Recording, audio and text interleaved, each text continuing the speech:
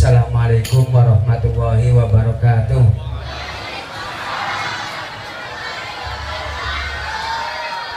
Kompak masyarakat apa Cisambeng ya, Koja. Bismillahirrahmanirrahim. La haula wala quwwata illa billahil azim. Asyhadu an la ilaha illallah wa asyhadu anna Muhammadar Rasulullah. Allahumma sholli ala sayyidina Muhammadin wa ala alihi wa sahabatihi ajma'in, amma ba'd.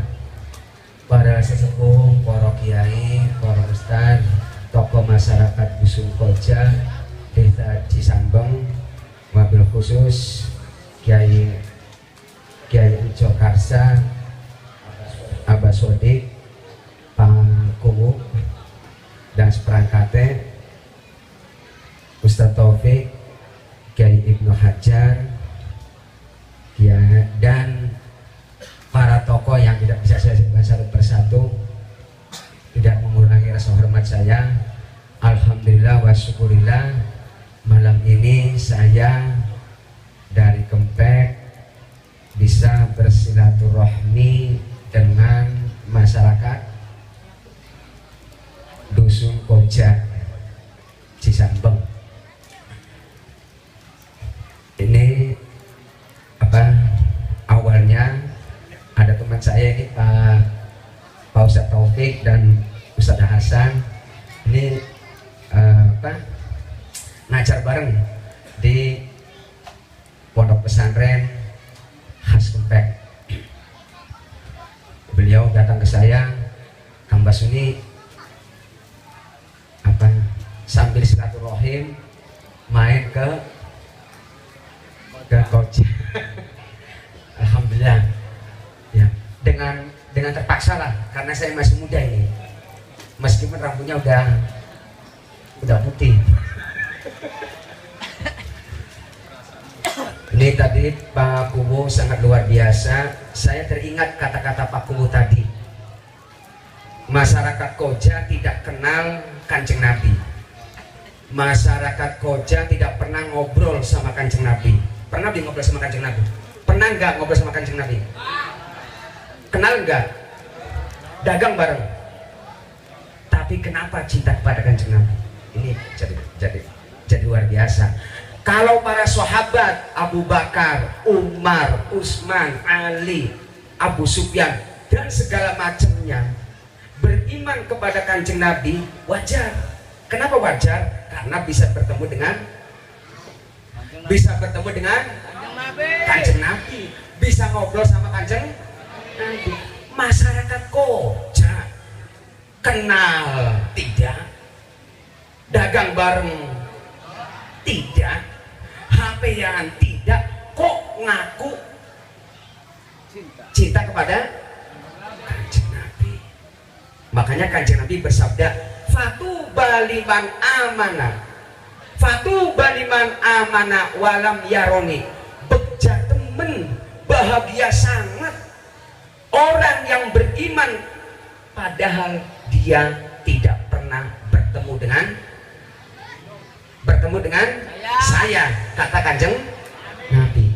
Berarti masyarakat Koja dan sekitarnya ini adalah orang yang disebut oleh Rasulullah adalah orang yang berbahagia.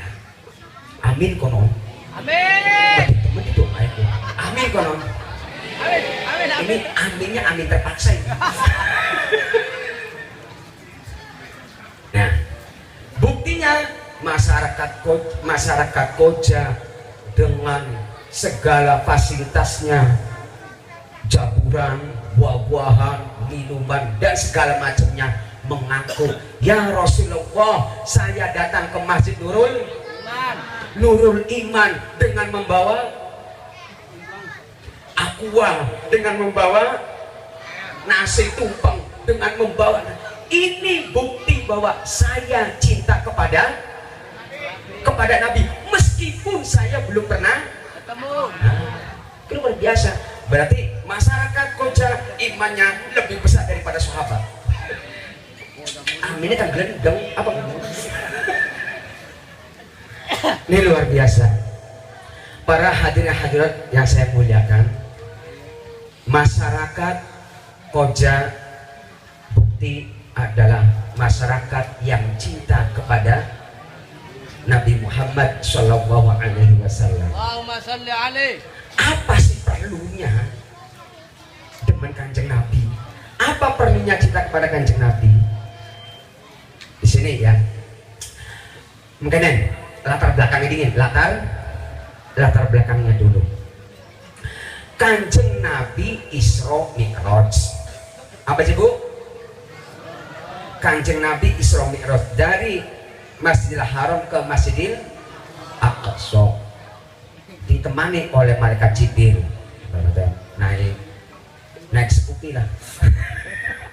naik motornya Pak Topik.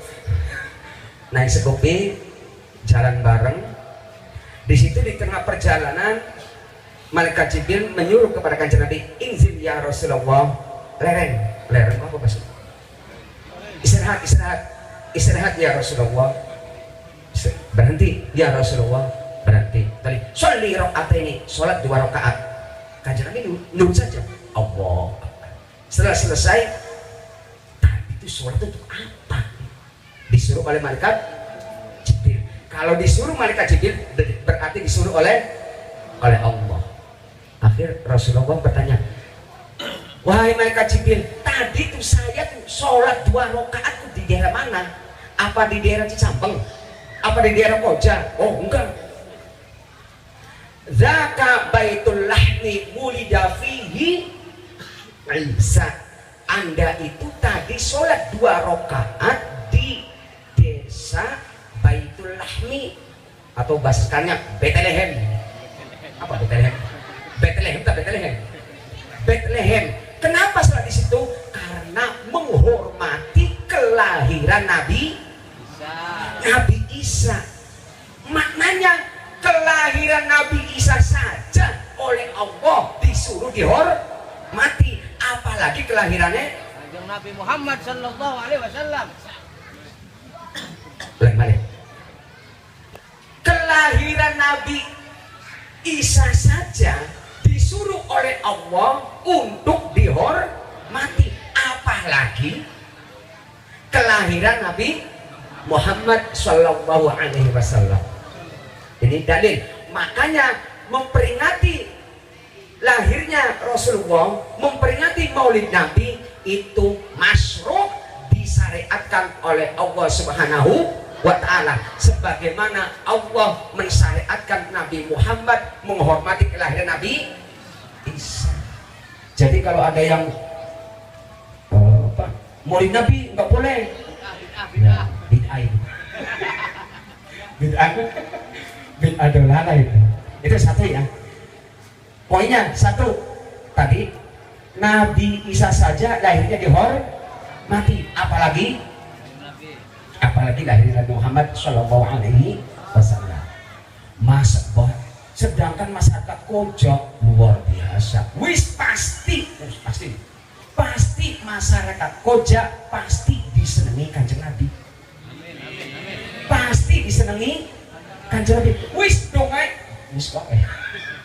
Donganya jangan muluk-muluk. Yang penting, ya Rasulullah, saya ingin ketemu dengan engkau. Ya Rasulullah, penting doanya itu. Kenapa? Kalau ketemu dengan Kanjeng Nabi, nantinya mendapatkan rahmah dari Kanjeng Nabi Muhammad Shallallahu Alaihi Wasallam. Shallu ala Nabi. 2, 3. Poin-poin 3B. Yang ketiga, orang yang tidak menyakiti Rasulullah dapat hidayah. Awas. Orang yang tidak menyakiti Rasulullah dapat hidayah. Contoh, anak waktu perang Badar, Abu Sufyan, Abu Lahab, Abu Jahal kumpul ning Badar. Ingin apa? Ingin perang melawan Nabi Muhammad Shallallahu Alaihi Wasallam. Di tengah perjalanan Abu Sufyan mikir, awas, Abu Sufyan mikir, dah, daripada saya perang melawan Muhammad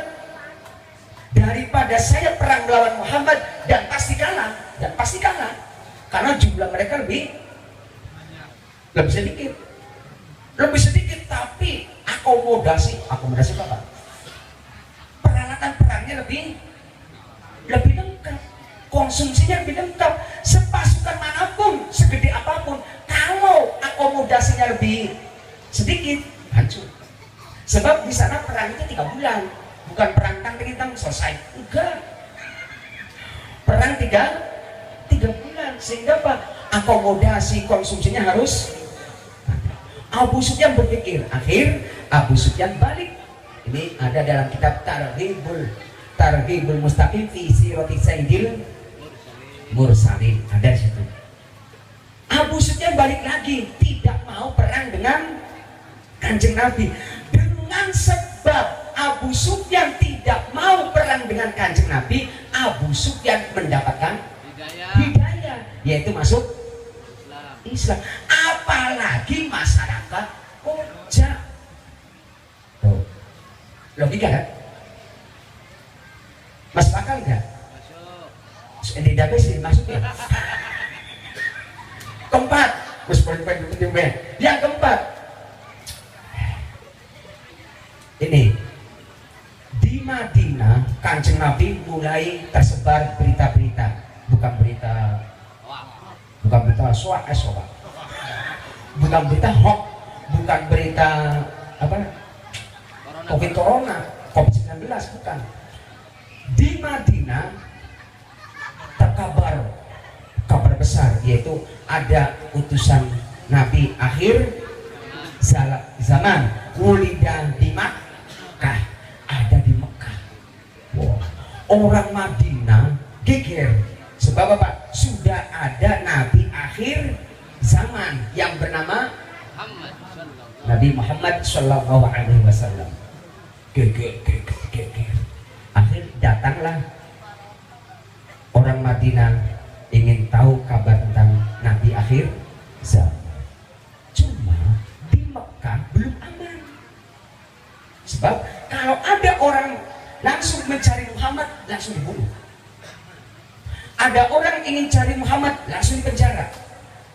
Kenapa? Kaum Arab atau bangsa Arab ini tidak mau sampai Muhammad ini berkembang ke daerah lain. Akhirnya di boikot. Kalau sekarang boikot ya. Lama-lama intai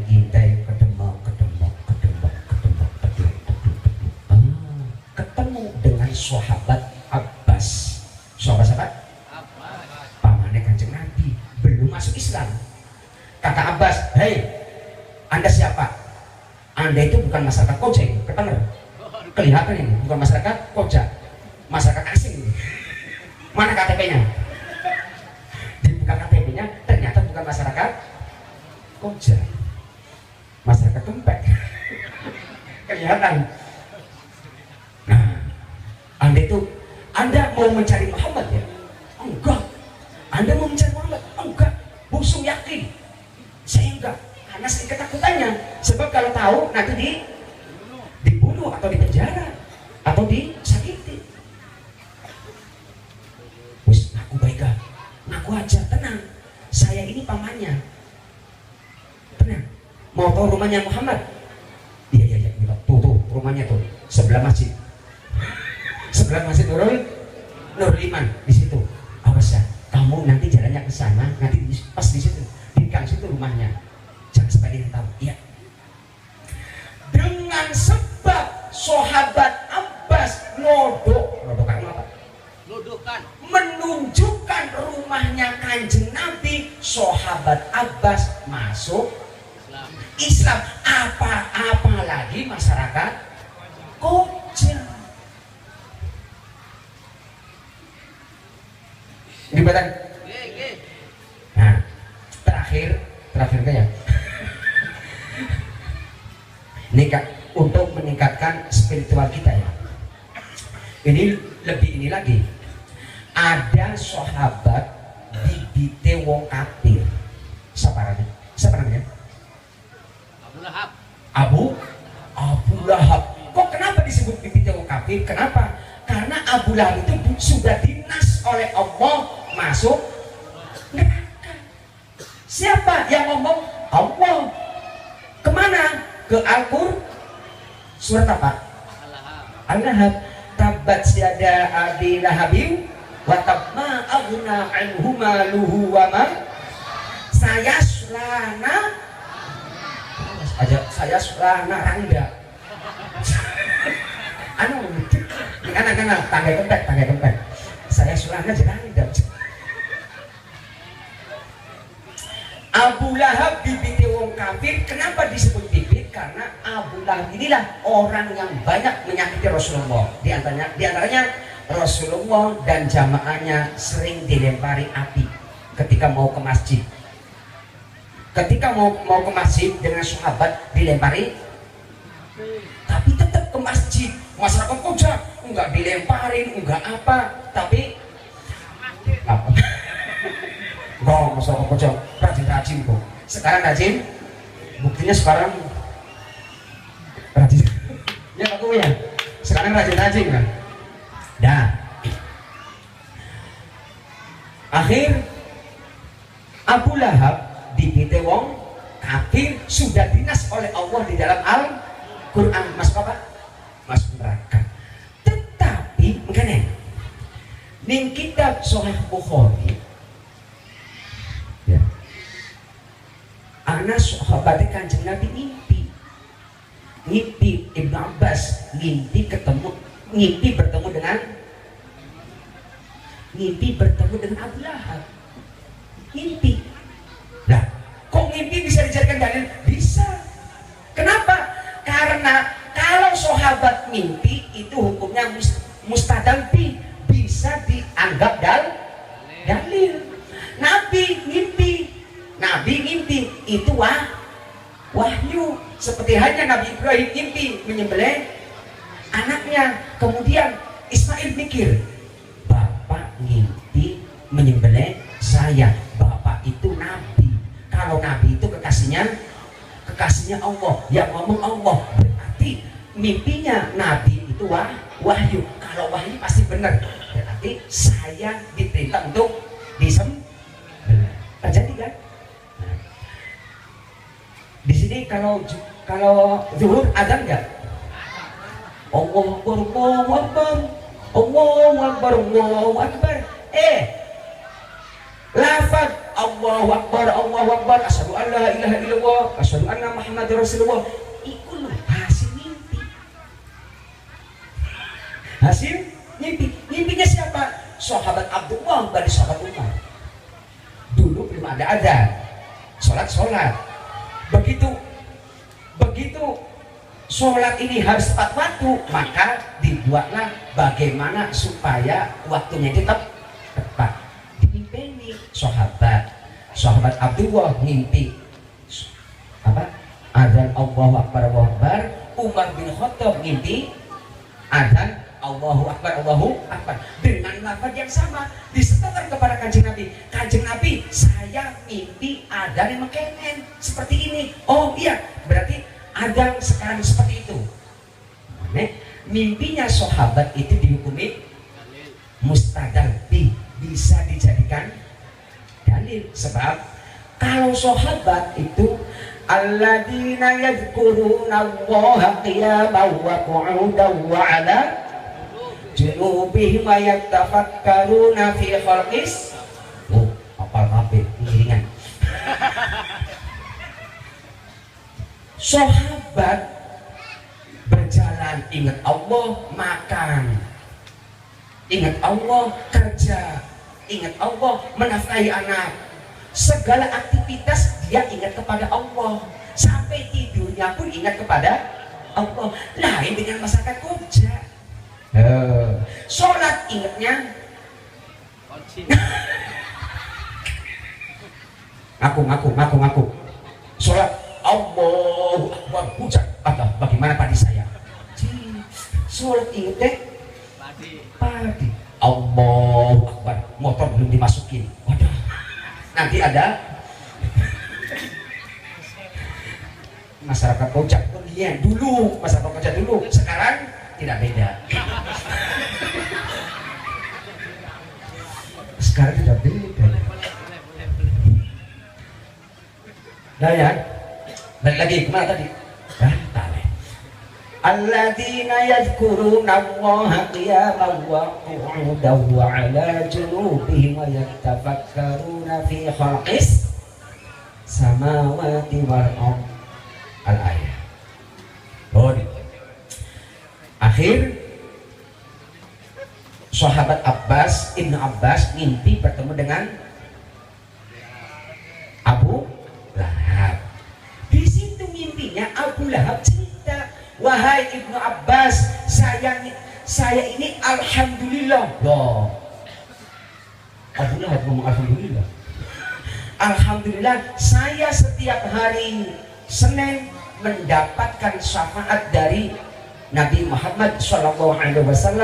Satu, dimentaskan dari neraka. Yang kedua, mendapatkan air antara ibu jari dan telunjuk jari, keluar air.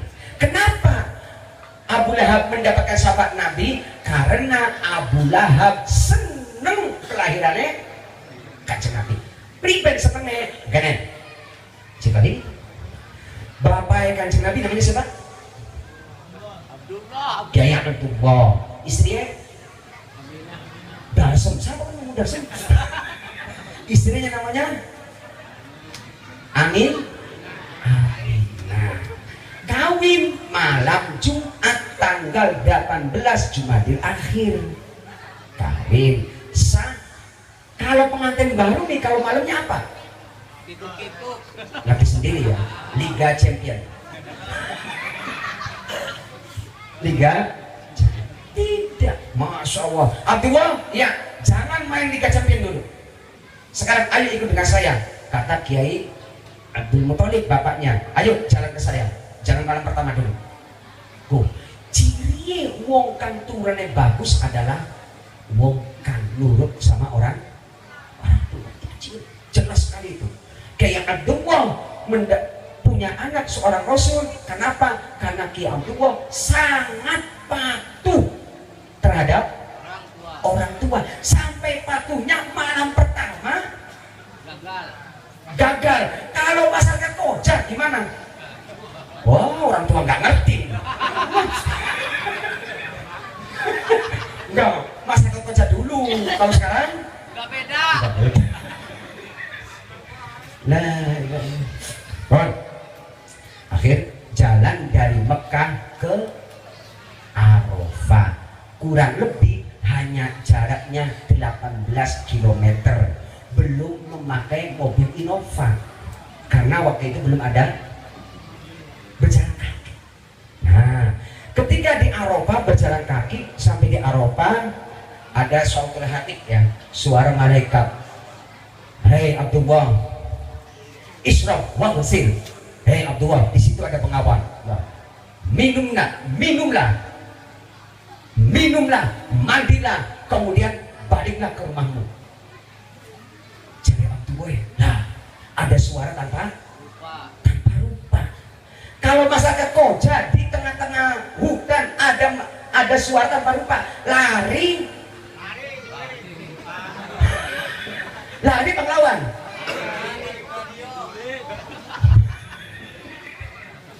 Kan isinya. Akhir ada pengawal, singkat cerita, minuman pengawal itu lebih manis daripada madu. Maknanya, pengantin baru, ada apa pengantin baru sini? Pengantin baru yang masih punya suami, yang masih punya istri, bangunlah kemesraan. Kalau mau tidur minum madu dulu supaya kuat. Nah, paham? Supaya kuat. Karena Islam itu membangun kemesraan. Satu. Yang kedua, mandinya airnya itu lebih wangi daripada minyak kasturi. Maknanya sebelum melakukan Liga Champion, mandilah dulu, kemudian pakai pewangian. Jangan seperti masyarakat tangga kempeng, mau tidur balseman. Wis balsem mau gosok ya. Di sana tangga kempeng, Koja enggak beda. kalau mau tidur bangunnya kemesraan, mandi dulu kemudian pakai wangi. Enak nggak nanti tidurnya? Enak. Tapi kalau gosokan balsam ada ya? Minyak gapura, minyak lentik. Di sini Islam seperti itu. Rasulullah, Allah mendidik Abdullah, bangunlah kemesraan. Nah, balik ke rumah, singkat cerita ini, balik ke rumah, kemudian Kiai Abdullah disuruh untuk mempergauli istrinya. Coba bayangkan, yang menyuruh itu Allah untuk mempergauli istri. Kalau masyarakat tangga kempet, yang menyuruh siapa? Bertua kan? Ya Allah. Akhir singkat cerita, tok. Assalamualaikum ya Aminah. Waalaikumsalam. Waduh, ini padang kayak Mas Nurul. Begitu mengecup keningnya, kening apa bahasa Sunda? Karang mengecup keningnya, kecup. Ini menurut Imam As-Suyuti, dikecup seluruh sinar yang ada di dunia dan di langit semuanya masuk ke keningnya Siti Aminah, masuk ke rahim Sayyidah Aminah, toli, kemudian menjadi kanjeng Nabi. Ini maknanya Nabi Muhammad terbuat dari nur hayati, nur cahaya. Itu menurut Imam As-Suyuti. Kenapa Imam As-Suyuti sampai seperti itu? Karena menurut Imam Malik, manusia itu terbuat dari mani. Mani itu hukumnya najis. Imam Syafi'i kotor. Masyarakat Koja, masyarakat Kempek terbuat dari mani. Mani masuknya di jalan itu, keluarnya di jalan itu. Itu apa?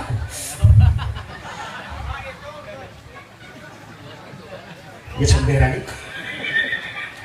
Ulangi ya. Imam As-Suyuti saking menjaga kesucian Rasulullah, Imam As-Suyuti mengatakan haram mengatakan Nabi Muhammad terbuat dari mani, terbuat dari cahaya. Kenapa? Karena menurut Imam Malik yang namanya mani itu najis, Imam Syafi'i kotor, sedangkan kita terbuat dari, berarti kita ini satu kotor, yang kedua masuknya di situ, keluarnya di situ, itunya lu tanda tanya. Berarti kita ini sangat balik lagi ya, corok. Nah, Kanjeng Nabi kemudian lahir sesar. Singkat cerita, Kanjeng Nabi lahir bukan dari dalam itu, tapi melalui sesar. Siapa bidannya, dukunnya? Karena gini, setelah itu Kanjeng Nabi, Sayyidah Aminah hamil 2 minggu.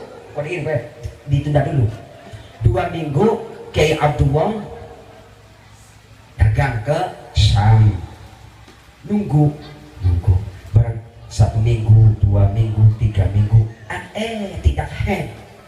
Sayyidah Aminah tidak head, hamil. Barang hamil, alhamdulillah, hamil. Nunggu 4 minggu, 5 minggu, 6 minggu. Pedagang dari Syam datang, pelontrang. Alhamdulillah, Ananda Kiai Abdullah datang.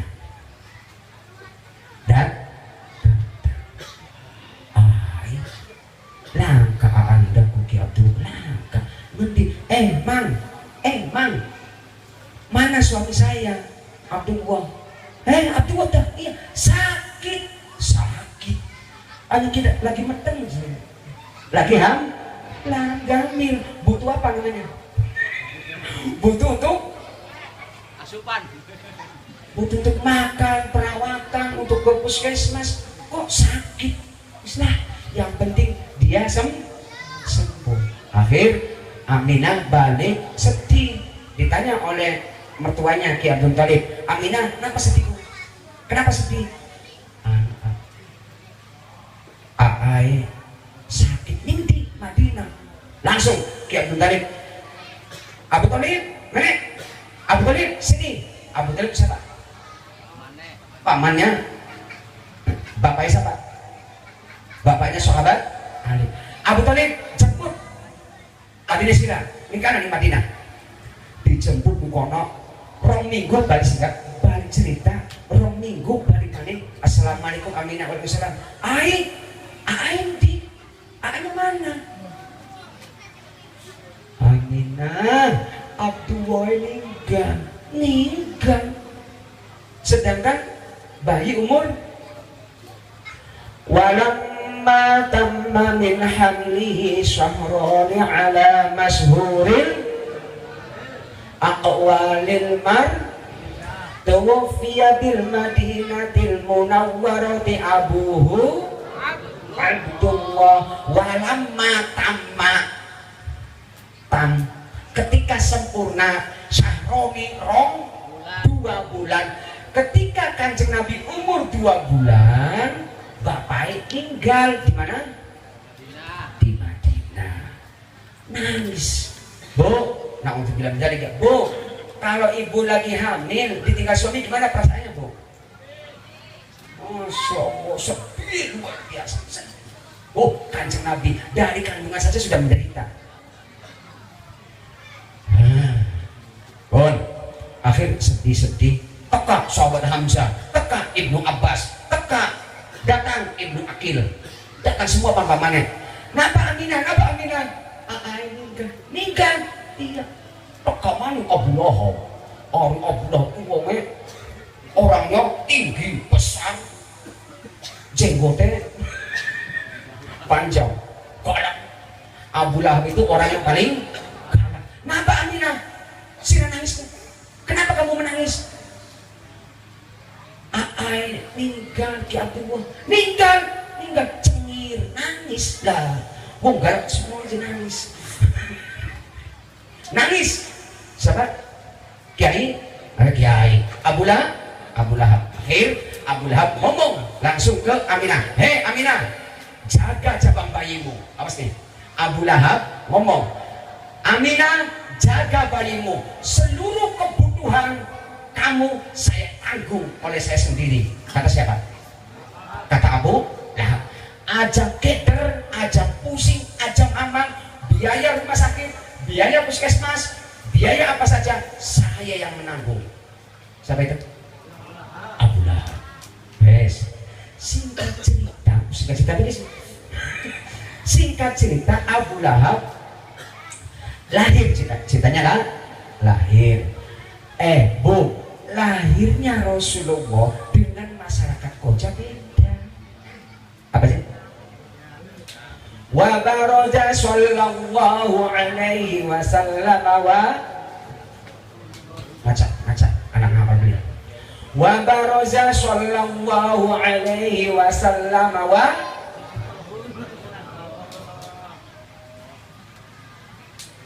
wa baraza sallallahu alaihi wasallam wa bi'ayyadaihi 'alal ardi rafi'ar ra'sahu ila sama'il 'aliyah. Wes singkat cerita Kanjeng Nabi lahir, cuma lahirnya itu tidak seperti manusia biasa. Di keterangan di Al-Barzanji, Kanjeng Nabi lahir tangan nempel ke tanah, wajah menghadap ke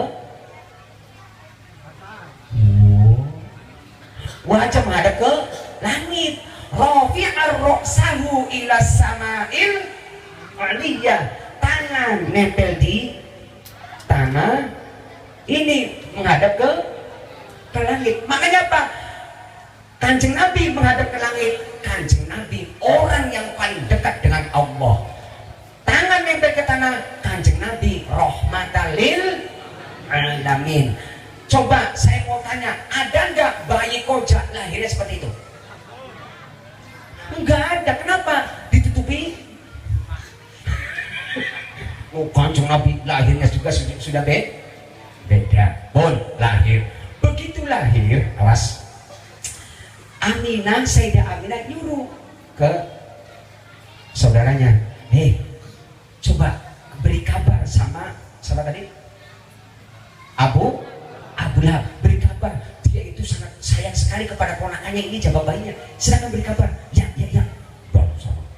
Di sana di rumah enggak ada Abu Lahabnya lagi di perapatan nongkrong. Adanya budaknya namanya Suwaibah, iya, mana Abu Lahab? Enggak ada, lagi nongkrong di perapatan. Wah, iya, sana beritahu sama Abu Lahab, ponakannya sudah lahir. Aku Suwaibah lari ke sana. Abu Lahab, ya apa? Ika ponakannya lahir, lanang tawadon, laki-laki apa perempuan? Laki-laki. Suwaibah ceplok laki, padahal dia belum tahu. Dok.